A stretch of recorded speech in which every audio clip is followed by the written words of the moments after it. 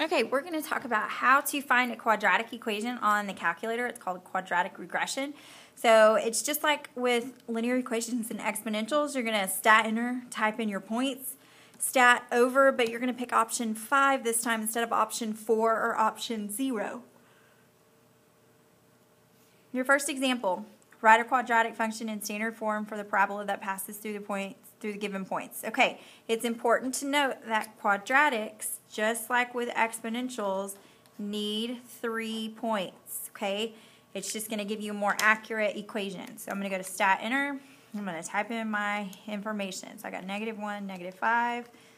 I've got 0, -4, and 2, 10. And I'm going to do a quick check, make sure I typed them in correctly.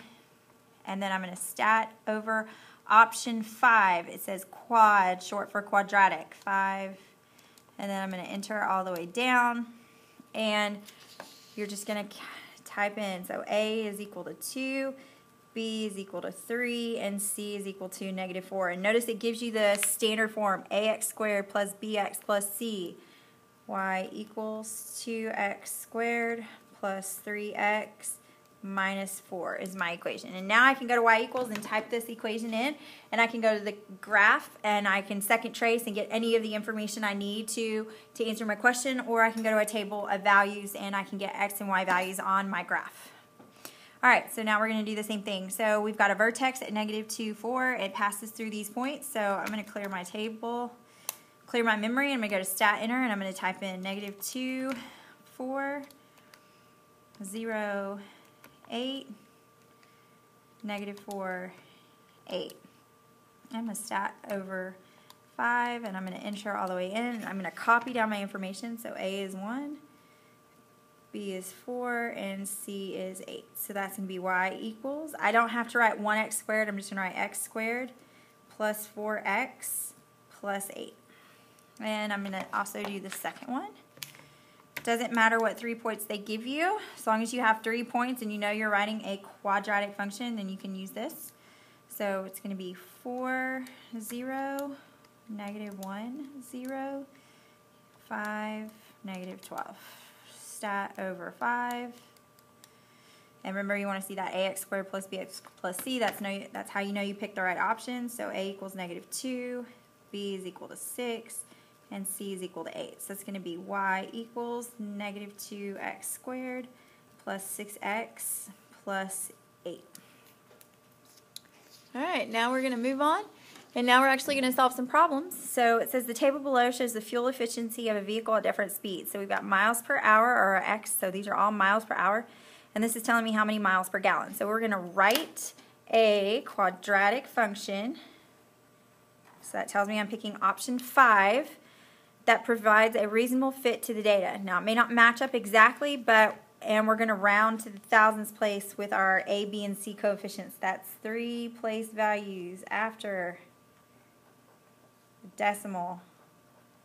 Okay? Alright, so I'm going to clear my memory.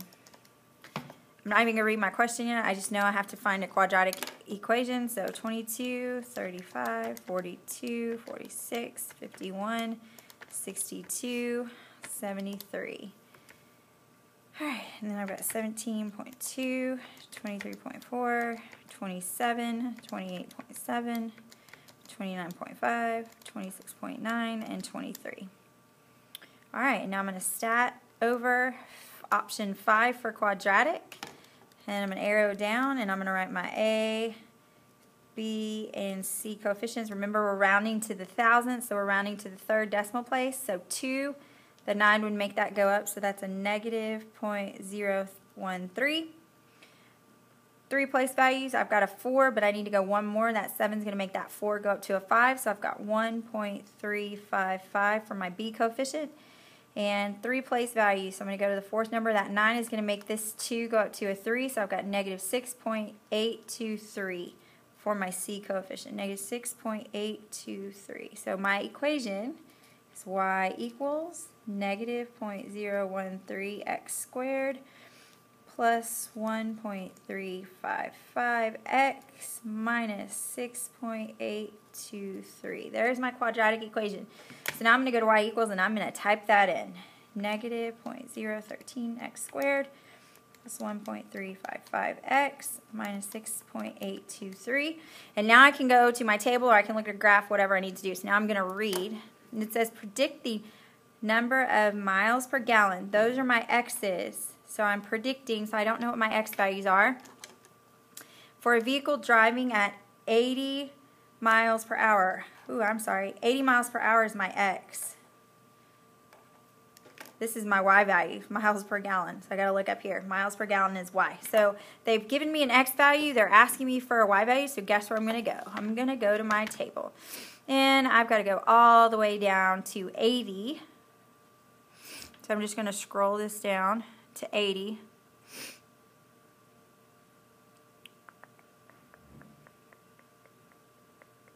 And we're almost there. 80. And at 80, so f of 80 is equal to 18.377 miles per gallon, MPGs. All right, next, predict the speed at which the mileage per gallon is maximized. Okay, so they want my y values to be maximized. So that's talking about vertex. So I've got to find my vertex, and I want to predict the speed. So when I get to my vertex, I want to know the x value of my vertex. Okay, so I'm going to graph this. So I've already got the put in, and I'm going to just zoom out. Okay, so you can see it's starting to curve, so I need to get rid of some of these. I don't need to go out as far on the x-axis, so I'm going to put negative 10, and I'm going to go out more. I'm going to say 200, and I'm going to count by 25s. Oh, and that's way plenty because I've got more room. I'm not going to worry about adjusting because I can see my vertex, so I'm going to second trace.